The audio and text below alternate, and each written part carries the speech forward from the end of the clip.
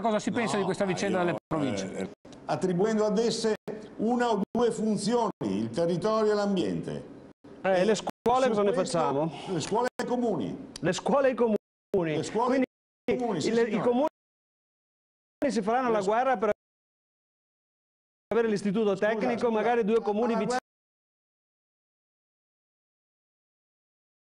Se lo fanno anche le province adesso per avere più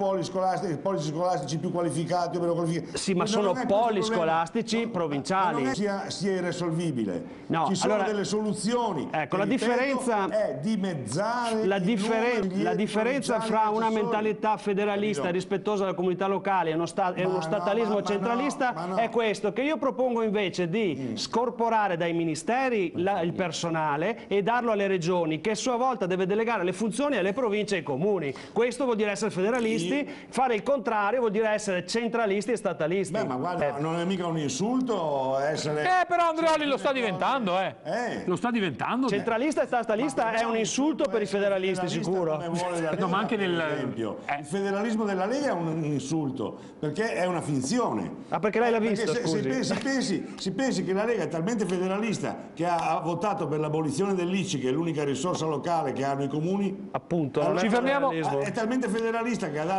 i centinaia di milioni a Catania e a Roma. Deficit, questo è il federalismo. Ci fermiamo È il federalismo quello demaniale, per esempio, che premia solo i comuni grandi perché i piccoli non hanno nessun bene demaniale da potersi rivendere. Ma di cosa stiamo parlando? No, penso che riservare le quote alle gare di aziende, anche se nella sostanza tutti saremo favorevoli, penso che vada contro alle regole comunitarie. Palmerini, da uomo che vorrebbe l'autogoverno di questo... Questa sarebbe una cosa che l'autogoverno può fare, però mi presente a questo ascoltatore che ha chiamato, sì, che non era qui. Sì, no, che parlava di Pomigliano. Ha ragione, nel senso che noi abbiamo... Però l'assenteismo di Pomigliano no, ha ragione, sì, anche il lavoratore che ha telefonato. Sì, certamente, però volevo dire, il problema per cui al dipendente resta in tasca così poco denaro non deriva dal fatto che l'azienda non paga, perché il costo del lavoro è addirittura più alto in Italia che in Germania, cioè l'azienda italiana paga di più soldi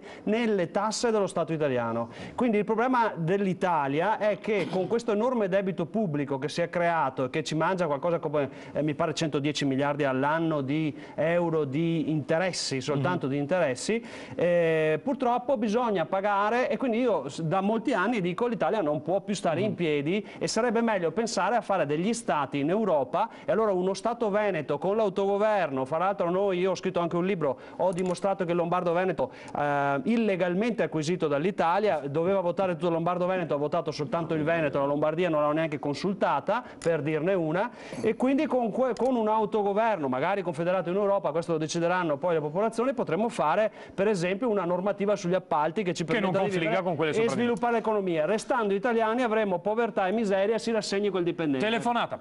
Cioè, se il Veneto, per ipotesi che non si realizzerà mai, io credo, diventasse davvero Stato, che quota pensa di assorbirsi del debito pubblico italiano di 1.400.000 miliardi, 400 miliardi di euro? No, allora il debito pubblico sono 1.860 miliardi di euro, quindi sono forse un po' fortuna un po' meno, ma non è un debito pubblico che abbiamo fatto noi veneti, perché noi veneti diamo 100 miliardi all'anno e ce ne tornano indietro molti meno. Per cui è un debito pubblico che ha fatto lo Stato italiano, che governa abusivamente questo territorio 100 anni. Noi abbiamo già, per esempio, parliamo dell'IVA. Posso rispondere alla domanda oppure no? Ma lei posso rispondere alla domanda, poi dopo... Sì, no, volevo solo correggere una data. Sì. Non sono 200 anni che c'è lo Stato italiano, perché c'è 150 anni di anniversario. 1866, ha ragione. Il 1866, ha ragione. 140, no, ma il Veneto... Il Veneto 66, vabbè, insomma, 1866. Torniamo in prima pagina. Sono da praticamente 140 4 anni, quei 140 erotti, che l'Italia percepisce illegalmente le tasse. Ripeto, quando è arrivata l'Italia le targhe che ci sono in giro sono false. Oltre ad aver fatto votare i soldati italiani invece dei cittadini, non fecero votare tutta la Lombardia, per cui noi stiamo preparando le carte per chiedere l'annullamento dell'annessione, cosa che è già riuscita ad altri stati, quindi ci sono i precedenti giuridici. Quindi casomai la domanda è non quanto debito pubblico dovremmo incorporarci, ma quanti soldi di risarcimento danni. Siamo a posto.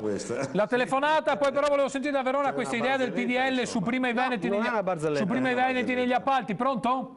Perché credo che oggi sia un po' anacronistico, con tutta la simpatia e anche la condivisione delle premesse culturali per l'amico del Veneto autonomo, pensare ad un Veneto come Stato. Oggi noi sappiamo che uno Stato, per essere tale, ha bisogno di una massa critica anche dal punto di vista demografico, economico, e effettivamente il Veneto globalizzato sarebbe un po' piccolo. C'è un flash, Palmerini, perché altrimenti facciamo un convegno invece che una trasmissione di prima pagina, che è molto interessante, però... Intanto io sto parlando del Lombardo-Veneto, che farebbe quasi 15 milioni di abitanti, quindi più dell'Olanda, di tanti altri stati, e sarebbe la potenza economica d'Europa, perché il PIL pro capite... Però se posso rispondere, se no anche quel flash non lo posso fare. Quindi non è il Veneto autonomo, ma l'autogoverno delle Venezie, che è ben altra cosa, che richiama un discorso indipendentista legale. Però, come dimostra l'avvertenza sulle pensioni o tutto quello che diciamo sugli appalti, il Parlamento di Roma non serve più a niente. Cioè noi siamo uno Stato unico con l'Europa, è bene ragionare da regioni europee di una certa dimensione, rapportarsi al futuro dell'Europa, guardare in avanti e capire che l'Italia è nata dalla massoneria, e quindi è inutile parlare di P2 perché siamo ancora tuttora, l'Italia è soltanto gli interessi dei massoni, lo è sempre stato. Mazzini è stato all'esilio, era un federalista, è morto vedendo una monarchia centralista invece che una repubblica federale, quindi è stato un fallimento su tutti i piani l'Italia, culturale, economico e storico. È meglio dire basta spese e guardiamo al futuro europeo. E torniamo a prima pagina con la telefonata. Pronto? Pronto? Io sono un appassionato di storia, starei qui ora ad ascoltarvi e discutere però. E vorrei conoscere chi è quel signore, vostro ospite lì, che si è permesso di dire questa baracca Italia. Credo Palmerini, così, non l'ho sentito, ma credo sia stato Palmerini. Allora, guardi, la trovo una cosa da deficienti proprio. Ehi là, piano con le offese. È poco rispettosa. Questo può essere. Ti ricordi che l'Italia è una grande nazione e io sono orgoglioso di essere italiano e non le permetto a nessuno, nemmeno lui, di dire queste cazzate. Ecco, io sono orgoglioso di essere veneto, lei vada pure in Italia che questa è terra veneta. Benissimo, grazie, siamo tutti d'accordo. Grazie Renzo, grazie a Palmerini.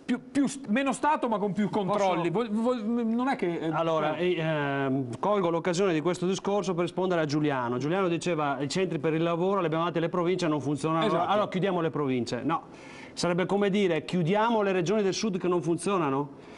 Quindi chiudiamo tutte le regioni perché le regioni del sud alcune non funzionano. Cioè il problema in Italia poi la base si riduce tutto soltanto a un problema, che è quello della giustizia. Quando abbiamo appalti truccati, abbiamo legalità che non viene rispettata, non si riesce ad avere giustizia. Un processo dura 10 anni, eccetera, eccetera. E di conseguenza la classe politica ormai fa quello che vuole e vediamo anche, io credo che ci sia stato qualcosina che non ha funzionato all'Aquila, che obiettivamente questi ridessero che ci fossero i morti, che si guadagnava. Questo non lo sapremo mai più. Allora è grave. Quindi quello che bisognerebbe è forse paradossalmente fare il federalismo della giustizia, che ci fossero dei tribunali regionali, non solo amministrativi ma anche penali, magari con giudici eletti che rispondessero al popolo, diciamo all'americana, e allora in questa maniera forse avremmo legalità, di conseguenza si rispetterebbe la legislazione, le province funzionerebbero, anche i comuni e anche le regioni, e si potrebbe togliere allo Stato tante cose che non ha saputo fare per 140 anni. Ma secondo me in realtà sta colpendo moltissimo il ceto medio, non è neanche la crisi in Italia, è una specificità dovuta al debito pubblico, a questa inefficienza. Io non credo che la soluzione sia che il singolo caso venga risolto così, dovrebbe avere una soluzione di un sistema che funziona e dà assistenza, quindi se già abbiamo che le persone devono stare a casa dal lavoro per poi dire gli asili, che costano una follia, quindi dove finiscono i soldi che producono i veneti, che hanno fra le più alte produzioni pro capite d'Europa?